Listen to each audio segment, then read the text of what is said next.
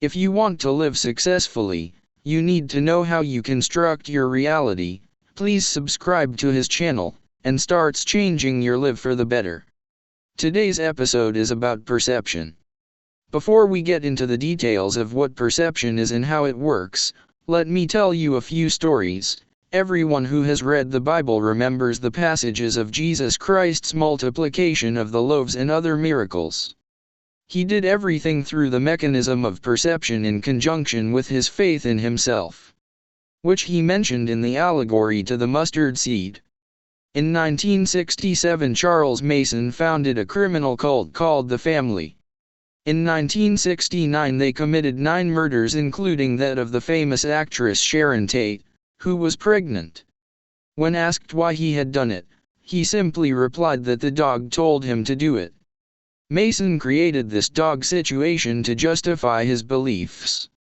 A few weeks ago, I was talking to a guard of the prison The Reform, and when touching on this issue, he remembered the case of a prisoner named Pato E. Garcia who had been sentenced to 50 years in prison, that of course is a death penalty, for having sex with 3 underage girls.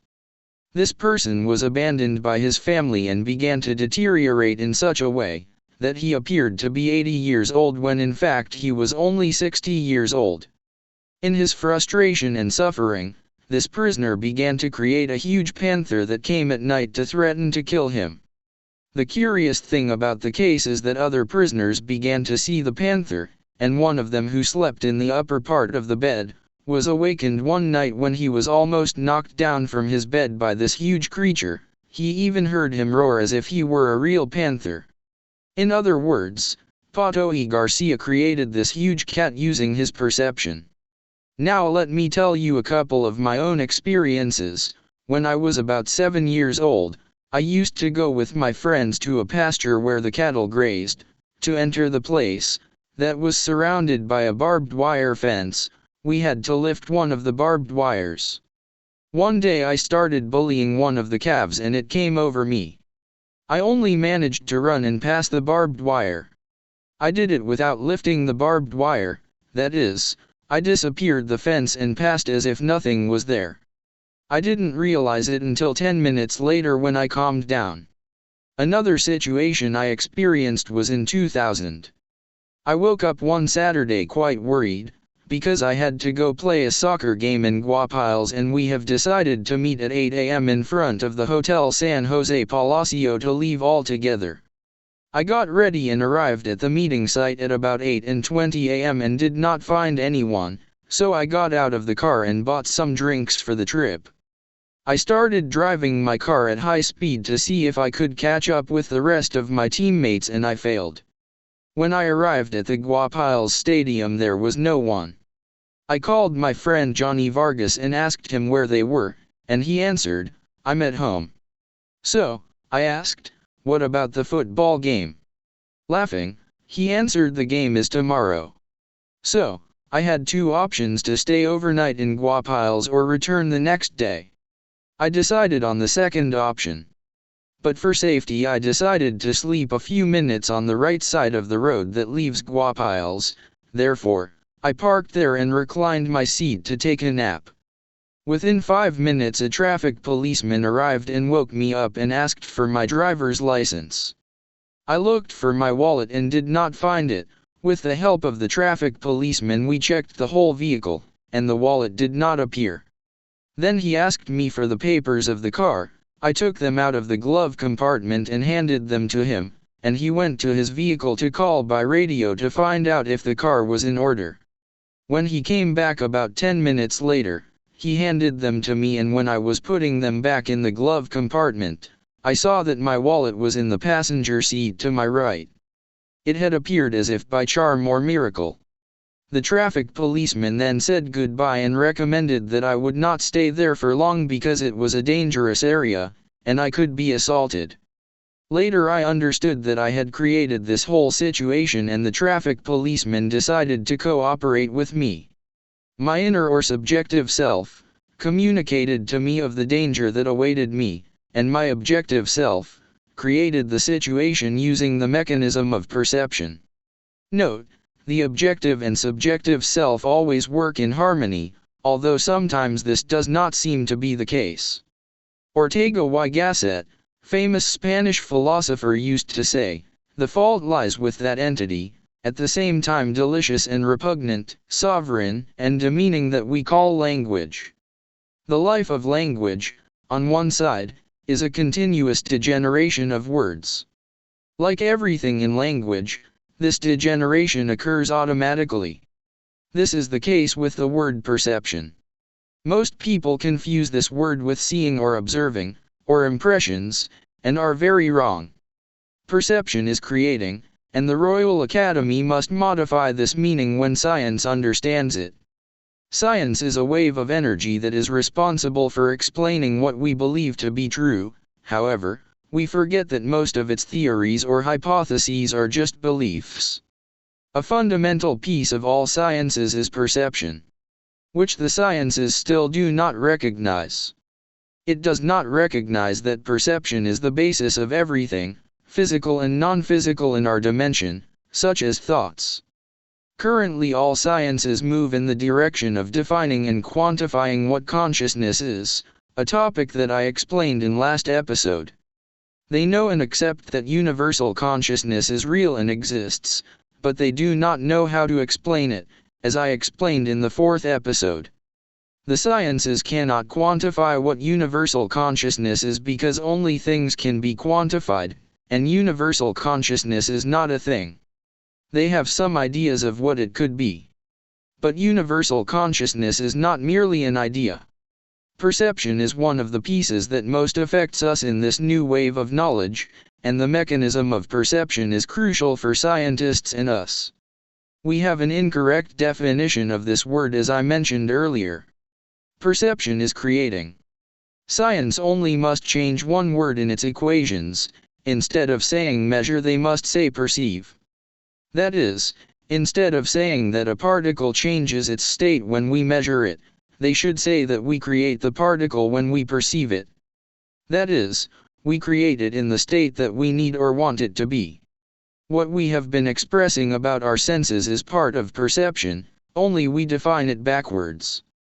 These senses reflect to us that what we have created, that is, the result of the mechanism of perception.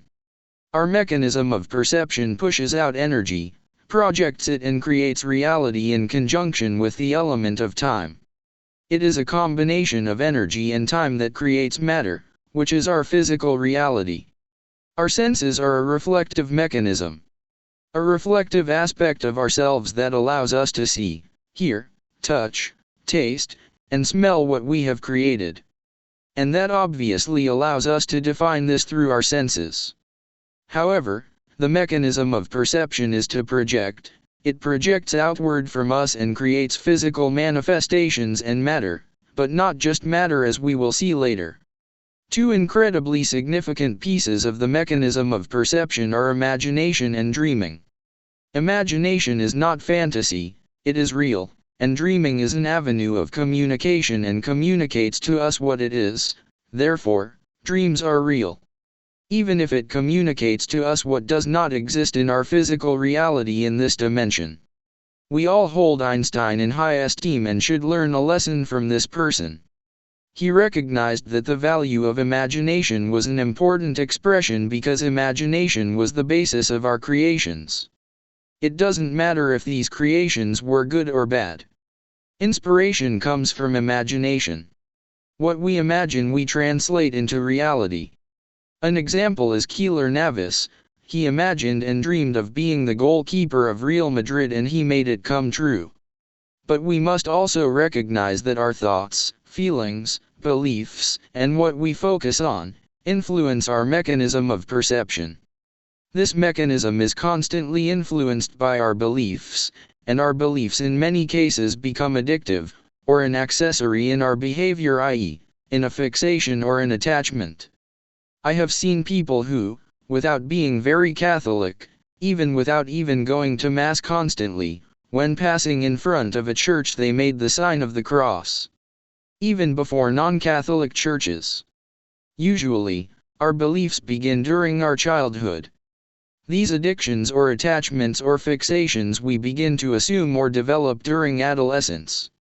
These fixations or attachments always require that a decision be made with them, that is, when passing in front of a church you may not do the sign of the cross, but it is normal that you decide to do it automatically. These beliefs become our guidelines in our daily lives and behavior. In most cases, we follow them automatically. That is, we stop thinking why we do it. Obviously, the beliefs we use as guidelines can result or become addictions, attachments, and/or fixations. Addictions, attachments, or fixations require that we engage in real choice with them. You choose to express your influences, or you choose not to. It's not that being aware of them will automatically deflate them or make them disappear, no.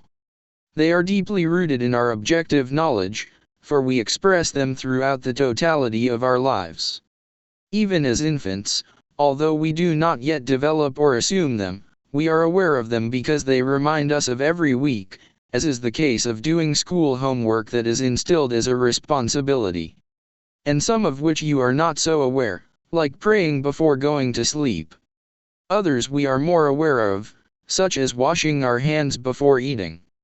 You don't assume them and start developing them until you reach post-teenage. But once you start taking on those addictions, you start developing them, and you develop them very quickly and very strongly. That is why it is important that we become aware of what they are and notice our automatic responses in relation to them. Then, choosing whether we really want to respond or not. Whether we want to employ that addiction or fixation in a particular way or not. And that requires an active and objective choice because addictions are so pervasive that, if we are not aware of them and intentionally choose not to express them, we will automatically express them again. One attachment, or fixation, or addiction is responsibility, even if you don't believe it. Because you are only responsible for yourself. I experienced this addiction and believed that my responsibility to my family was that they were financially well. But I was wrong, and one of my sons expressed it in a way that left me in no doubt. He said, "He has treated us as if we were pigs and has only given us food, never love." Obviously, at that time that was what I knew, and having gone through situations in my childhood in which there were days when we have nothing to eat, and not having had a father figure who would have taught me how to love, my options were nil. Today the responsibility is still an addiction, but it does not affect me so much because I always decide what to do with this addiction. Control is not an addiction since it is born of associations and of fears. Control is expressed in relation to what we believe to be threats. This is an automatic reaction that we express when we think of one or several threats. We may not even be aware of what the threat is. When an individual feels that a situation must be controlled, or that they need to be in control, and when it is not a natural flow, because there are some expressions of control that are natural. Those natural situations are not problems and are not related to threats. There are some actions that we all face, that would be expressions of control in some capacity, but they are more related to how to address and express ourselves. In that capacity, that form of control can be beneficial, and may even be empowering. But when people feel that they need to be in control, that's a completely different dynamic. When an individual expresses control with force, as in the situation of a boss or a dictator, that is born of a threat.